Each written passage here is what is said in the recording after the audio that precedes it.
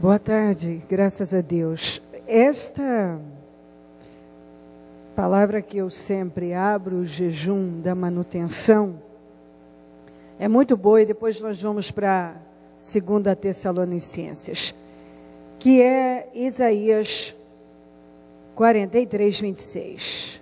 Procura lembrar-me. Entremos em juízo juntamente.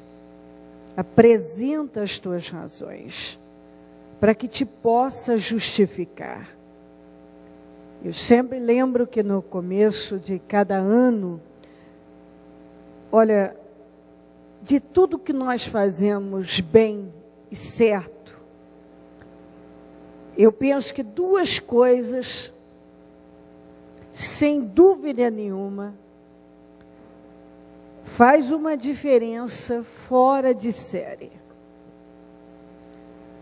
A pessoa que passa a virada do ano de joelhos na presença de Deus, e a pessoa que pega o seu primeiro mês, os primeiros meses, como nós pegamos todos os anos, para jejuar, para orar, para projetar em Deus tudo que nós queremos atingir naquele ano. Porque a Bíblia fala que é para buscar em primeiro lugar o reino dos céus. A Bíblia fala. A Bíblia fala, deixa bem claro, da lei, nós aprendemos da lei das primeiras coisas. Que a lei é uma lei espiritual. Então nós entendemos muito bem que tudo que começa sendo feito, construído em Deus, tem assim, a garantia de Deus, a certeza de que aquilo tem que funcionar bem, porque aquilo não foi feito fora de Deus. Quando uma coisa é feita na carne, eu não posso exigir nada de Deus. Mas quando uma coisa é feita no Espírito, por isso que a gente sempre bate nisso. Esteja atento, ouça a voz de Deus. Eu tenho as pessoas que trabalham comigo, e quando vão ver alguma coisa para mim, eu sempre digo isso. Se a gente insistiu numa coisa, tem diferença de você entender que aquilo Deus colocou na tua mão e é para você insistir naquilo. Agora tem coisa que você já tem sinais, você já vai recebendo os sinais de que aquilo você está forçando, mas na carne, aquilo não tem espírito. Quando uma coisa provém do Espírito, você sente lá dentro, no teu coração, que você tem que continuar investindo naquilo. Tem coisa que você vai lá, você mexe, e você já sente, não, eu estou na carne. Deus não está nisso. Deus não está. Então, quando você faz as coisas no Espírito, você tem uma garantia, que amanhã você pode chegar diante de Deus e dizer, Senhor, eu fiz porque eu sabia que eu estava no Espírito e era vontade sua. O Senhor foi me dirigindo para permanecer nessa direção. Algumas coisas a gente tem que ter na cabeça da gente, até antes de eu terminar, deixa eu não perder esse raciocínio interessante. Vamos lembrar do Sadraque, Mesaque, Abednego e do Daniel? Eles agiram no Espírito quando resistiram ao Nabucodonosor, no caso do Sadraque, Mesaque e Abednego, e no caso do Daniel, as pessoas que cercavam o rei é que armaram aquilo, porque o rei Dário era favorável, ele gostava dele. Aparentemente deu errado, não deu? Parece que a decisão de permanecer no Espírito, em manter suas convicções, deu errado. Mas não deu, não. Mas aí a pessoa, mas eles foram lançados na fornalha, o outro na cova. Muitas vezes é a maneira de Deus agir milagrosamente, poderosamente na vida da gente, é assim. Você mantém suas convicções e aparentemente parece que deu errado, mas não, você está no Espírito, e quando você está no Espírito, dá certo. Não deu tudo certo para eles? Deu. Ambos saíram, eles saíram da fornalha e o outro da cova dos leões, foram promovidos, foram abençoados. Em ambos os casos, foi feito um decreto determinado pelos reis que estavam ali, tanto por Nabucodonosor como por Dário, que nenhum outro Deus poderia ser adorado e reverenciado, senão o Deus de Daniel, o Deus de Sadraque, de Mesaque e de Abednego. Então, eles agiram no Espírito, resistiram no Espírito, mantiveram suas convicções, e humanamente, para quem está de fora, momentaneamente, parece que deu errado, a decisão não foi a mais certa, mas foi sim, eu posso dizer, porque quando eu resisti a não dar um medicamento para o Murilo, da epilepsia, ele ainda voltou a dar crises. E o que me fez sustentar a convicção que eu tinha dentro de mim, que era a direção certa, era o que Deus queria, era o que eu tinha que fazer, e era uma maneira de Deus me levar a provar a minha fé mesmo. Espera aí, mesmo diante das crises, você vai resistir a essa posição? E esse questionamento não só foi feito pelo diabo, eu ouvindo, falando na minha mente, como usando pessoas. E eu tinha certeza que era a atitude certa que eu tinha tomado. Eu tinha tomado a atitude certa. E as crises pararam. Mas elas ainda voltaram. Ele ainda teve crises com aquela minha decisão. Então, quer dizer, a decisão de confiar em Deus, de manifestar a fé, na visão das pessoas, e às vezes até da gente mesmo, quer mostrar, a gente espera que, então, tudo imediatamente já se resolva. E às vezes não. Você está no caminho certo, mas Deus, Ele quer agir, Ele quer um milagre maior, e Ele quer saber onde está o teu espírito, a tua fé, e é dessa maneira que Ele descobre. Andar com Deus é muito interessante e desafiador. Você tem que realmente ter no teu espírito, se eu vou confiar em Deus, eu vou confiar em Deus. Porque às vezes, numa atitude de fé, parece que algo, aquela atitude, mas não era para eu ter tido um outro resultado? Ué, se eu manifestei a fé, não era para Deus me honrar diante de todas as pessoas agora, e não permitir mais que esse menino desse crise, e ele ainda volta da crise, para tentar mostrar para todo mundo que eu estou errada, e que aquilo vai dar errado? Mas eu estou resistindo a não me curvar diante da estátua do Nabucodonosor, e agora ele manda aquecer a fornalha mais 7 vezes, para me jogar lá dentro?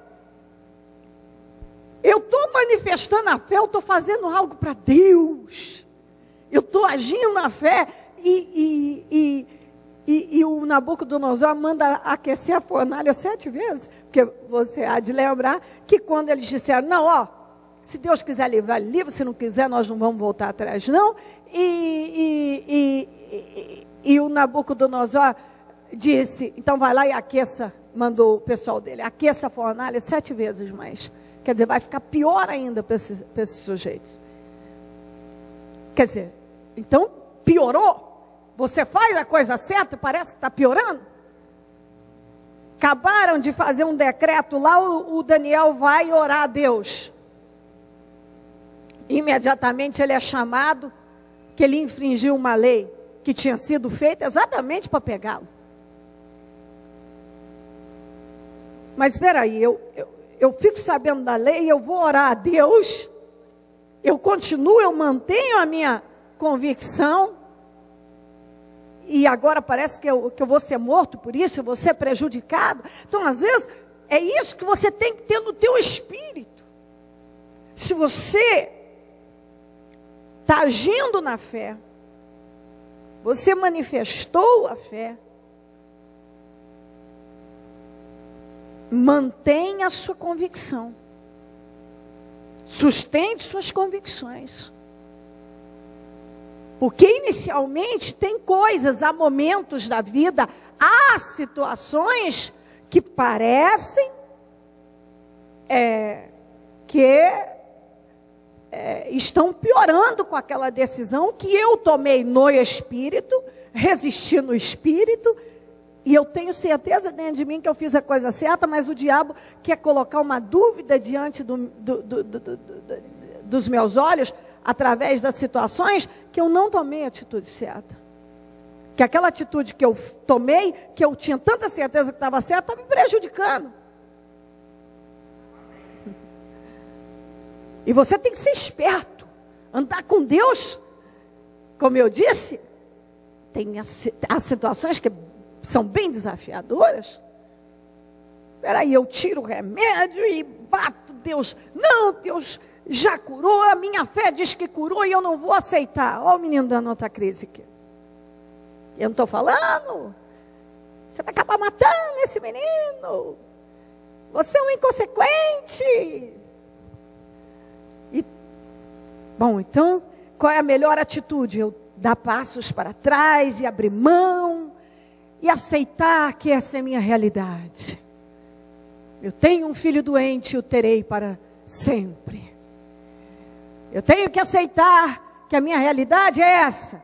Eu tenho que me curvar diante dessa estátua. Eu tenho que passar 30 dias sem orar o meu Deus, porque foi feito um decreto que eu não posso falar com outra pessoa que não seja o rei. E eu sei que esse decreto foi feito para me prejudicar. Então eu vou aceitar todas essas pressões e me submeter a elas, ou eu vou manter minhas convicções, ainda que pareça que eu estou sendo prejudicado. Mas eu sei que no mundo espiritual aquilo não será um prejuízo, aquilo é para o milagre ficar maior ainda.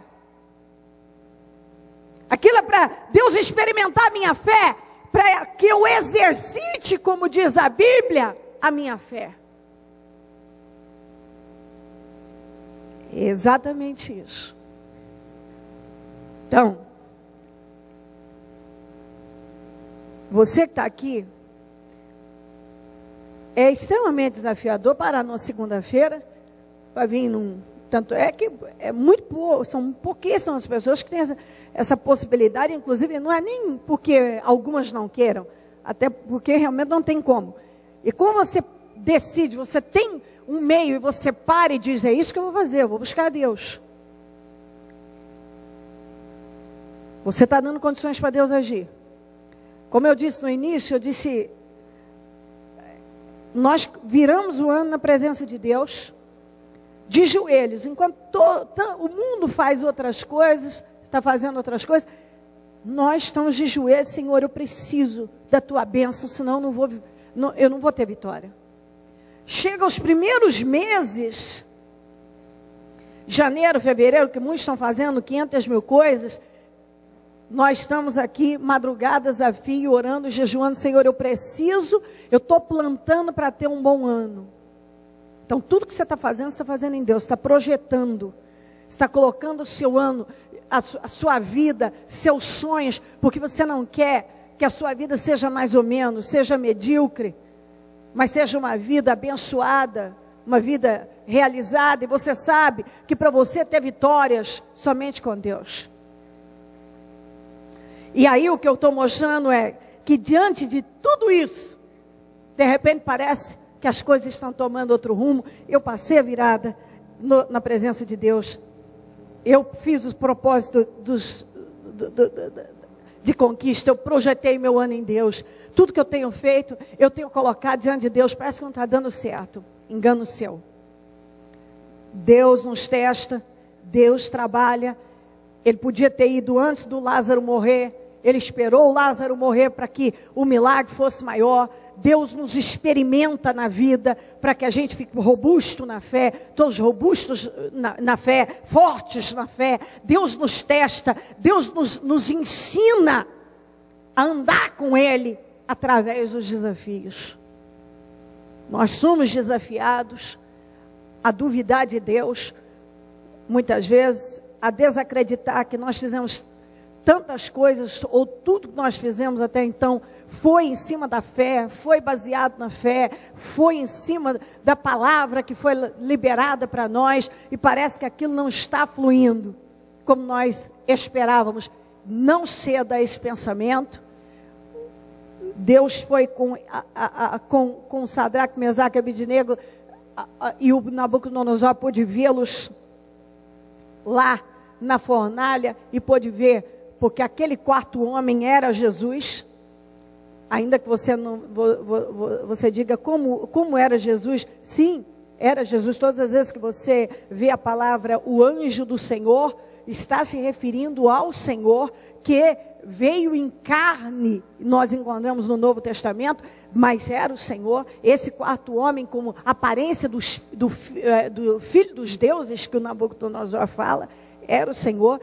Ali com eles, você vê a boca dos leões sendo fechadas, e todos os inimigos fracassando, e todos eles saindo daquela batalha, daquela prova de fé, que aparentemente parecia que tinha dado errado, não deu, saíram de lá glorificados, o nome do Senhor glorificado, com decretos sendo feitos para que o nome do Senhor fosse reverenciado, e eles todos sendo promovidos, exaltados, e as pessoas daquele lugar vendo e reverenciando aquelas pessoas em função do Deus que elas estavam servindo, que é o nosso Deus.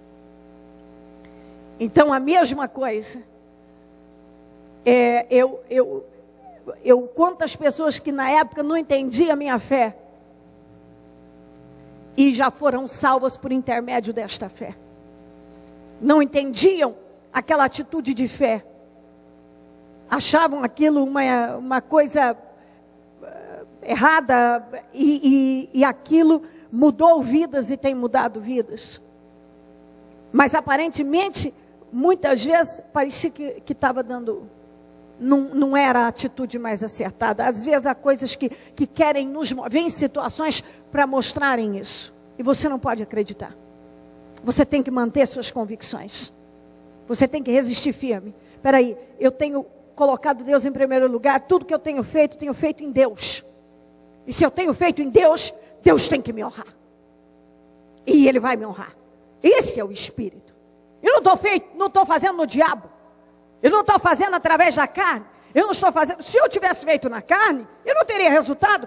E se eu começo na carne, vou ter que sustentar na carne. Ou abrir mão, parar e dizer, fiz errado, retroceder. Mas se eu estou fazendo no Espírito, se eu tenho buscado em Deus, Deus tem que me honrar. Se você tem buscado em Deus, Deus tem que te honrar. Se a tua vida está em Deus, a tua vida não está nas mãos do diabo. Você tem que confiar. E outra coisa, há situações que Deus trabalha na vida da gente exatamente para nos ensinar. Eu posso puxar o gancho do José. Os irmãos dele foram perversos?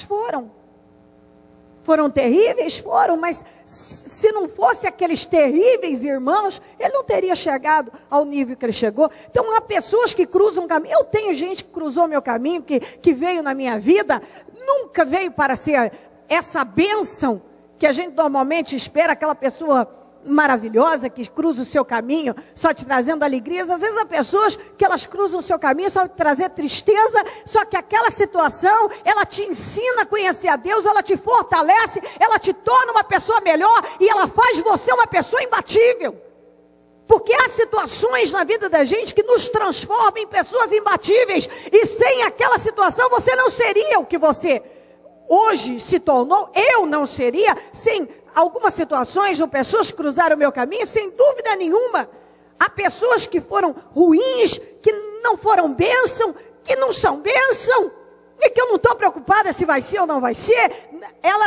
Elas com suas atitudes ruins, contribuíram para que eu me tornasse um instrumento que Deus pôde usar e tem podido usar para ajudar, assim, não centenas para a glória do Senhor, mas milhares de pessoas. Milhares de pessoas. E isso não teria acontecido se eu não tivesse sido forçada a vencer, a encarar os desafios e a resistir na fé e a crescer na fé e à medida que as coisas, o tempo vai passando, você vai vendo a sua mudança mental, a sua mudança emocional, os acontecimentos na tua vida, você vai vendo, aí você lembra lá, eu estava outro dia com tantas batalhas, etc., sempre muitas batalhas, aliás. E aí eu estava me lembrando, né? Daquela passagem de Israel. Quanto mais o faraó afligia os israelitas, mais eles cresciam. Quanto mais afligia, mais eles cresciam. E aí você vai vendo, caramba, quanta aflição nisso, naquilo. Mas olha só, olha que milagre. Eu continuo sorrindo. A minha mente tem bons pensamentos. Meu coração, com todas as situações que vêm para tirar a paz, tem a paz, eu continuo vivendo, e aí você vai medindo, você vai vendo ao seu redor, tudo cresceu, avançou, você está melhor de várias maneiras. Tem aquele problema, mas aí você olha e vê quantas vitórias, quantas conquistas, quantos avanços, quantos resultados, quanta coisa que você tem vivido. E você olha para aquele problema e diz, quer saber, essa situação, ela me empurra cada vez mais para perto de Deus. Eu estou sendo clara? Ela me empurra cada vez mais para perto de Deus. Sem ela, eu não teria conseguido ir além. Ela contribuiu, ela me empurrou, ela me fez buscar mais, ela me fez acreditar mais, ela me fez insistir, depender mais de Deus. E a desprender, a amadurecer. Porque você vê, às vezes eu fico olhando um pouco que eu saio, e às vezes eu converso com pessoas, você vê o quanto uma pessoa que não anda com Deus vivo, de verdade, estou falando com Deus vivo, não com a religião, quando ela não anda com Deus vivo de verdade, o quanto as pessoas são emocionais, sentimentais, qualquer coisa se entregam, e já se abatem, e já o mundo acabou, e você vê que aquele que realmente anda com Deus, é um açoite, é uma situação, ele está em pé, ele está rindo, ele está feliz, ele dorme, ele come, se diverte, ele segue a vida dele, vem mais uma pancada, parece que eu tropecei, mas não cai, como diz o Salmo 37, ele tropeça, mas não cai, compreendeu? Ele tropeça, mas não cai, como diz aí no mundo, quando cai em pé. Então ele está sempre seguindo, aí você olha e diz, o mundo tem desespero, é difícil uma pessoa que não toma hoje um ansiolítico, que não toma um calmante, um antidepressivo, é difícil, é muito difícil uma pessoa que não está tomando algum tipo de remédio controlado para alguma coisa, porque não tem estrutura, não tem força, não tem ânimo, é uma inquietação, é uma falta de paz no espírito.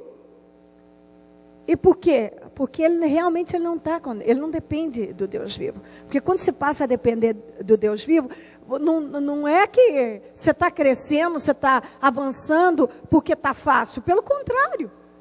Israel estava sendo muito mais afligido e foi no tempo da maior aflição deles que eles mais cresceram, diz a Bíblia. E eu posso dizer isso para você. Isso é verdade.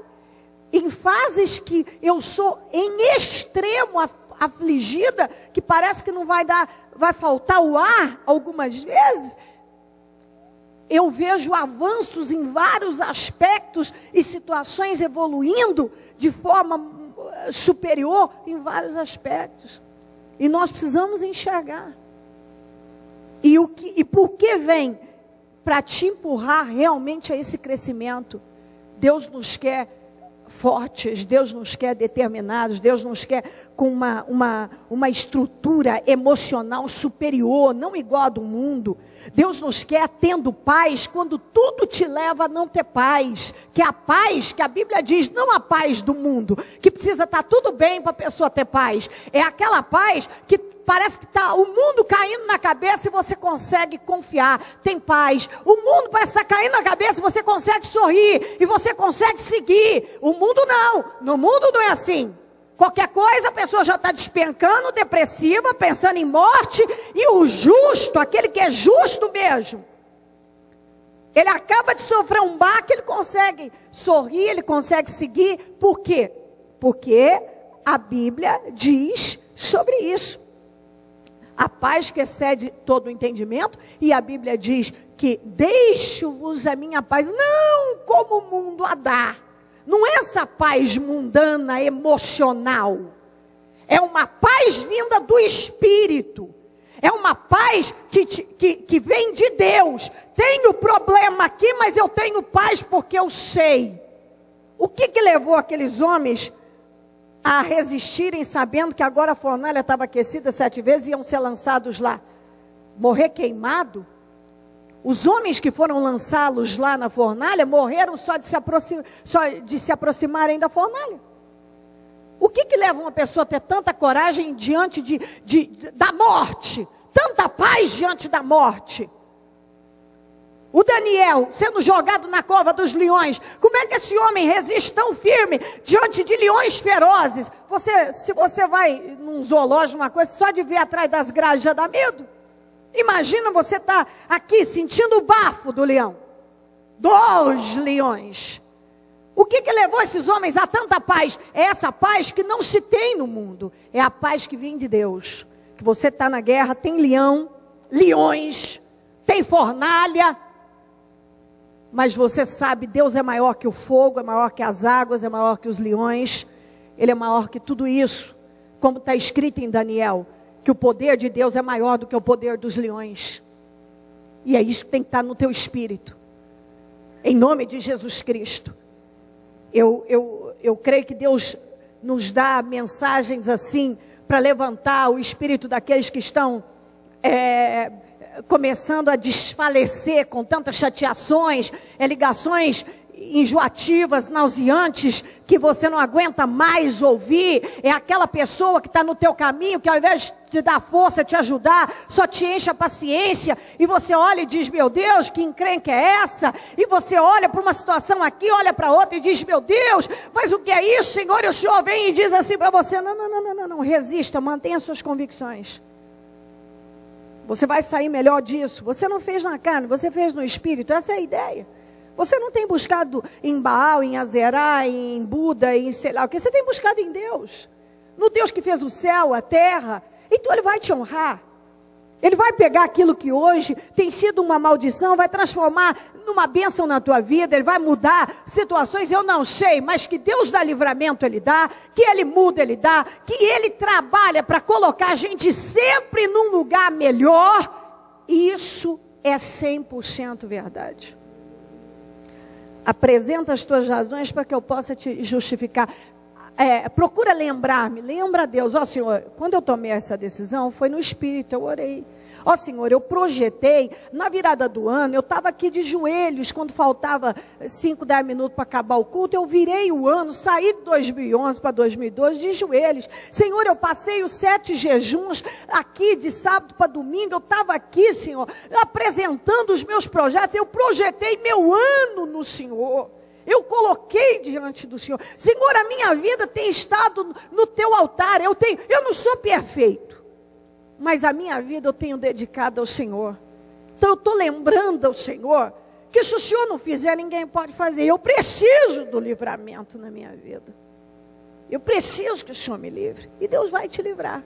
E aqui em Tessalonicenses diz isso, ó, alegrem-se sempre. Não é só quando tudo está bom. Não é quando você tem todos os motivos do mundo para poder você ganhou um carro zero, você ganhou um aumento, você recebeu elogios na empresa, da família, você está sendo... Não, de repente vem uma enxurrada de coisa que você fala, o que é isso? Ao invés de melhorar, parece que está piorando. Não, alegrem-se sempre, não está não. Orem continuamente. Alegrem-se sempre e orem continuamente. E deem graça. Eu adoro essa mensagem. E deem graças em todas as circunstâncias, pois esta é a vontade de Deus para vocês em Cristo Jesus. Não apaguem o Espírito, mantenham o Espírito. Dê graça por tudo. Porque Deus está te ensinando algo, e ainda que você não esteja entendendo hoje, acredite no que eu estou dizendo. Você vai entender muito bem amanhã. E se hoje você vive algo que está te desesperando, não desespere. Alegra o coração, mantenha a paz, ore ao Senhor, lembra a Ele de tudo que Ele já fez e de tudo que você tem colocado diante dEle, dependido dEle. Deus vai te dar vitória. O que hoje, de repente, te aflige, te dá medo até, te revolta, porque tem coisa que revolta. Eu estou passando por isso. Imagina o José sendo jogado num poço e depois jogado como escravo num país estranho, arrancado do seio da família. Aquilo era revoltante. Tem coisa que vem na vida da gente que além de doer, revolta. Mas Deus quer que você não amargue o coração, mantenha o seu espírito, porque Deus está dizendo, não sei nem quantas vezes Ele já disse para muitos, que tem vitória para você, Ele já tem provado que é com você, está falando novamente, vai continuar provando que é com você, e o que levantou vai cair, o que tem afligido Deus vai mudar, você vai ver as coisas caminhando, tudo vai terminar em vitória e não em fracasso. Pode confiar em Deus, amém?